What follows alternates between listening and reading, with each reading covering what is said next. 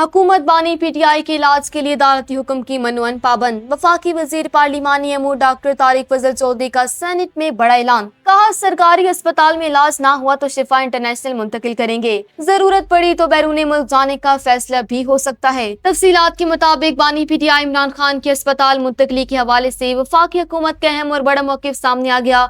Senate के इजलास में इज़हार ख्याल करते हुए वफाकी वजीर बराए पार्लिमानी अमूर डॉक्टर तारिक फजल चौधरी ने वाज़ेह तौर पर कहा कि हुकूमत बानी पीटीआई के इलाज मुआलजे से मुतल्लिक सुप्रीम कोर्ट के अहकामात पर मनोअन अमल दरामद करने की पाबंद है।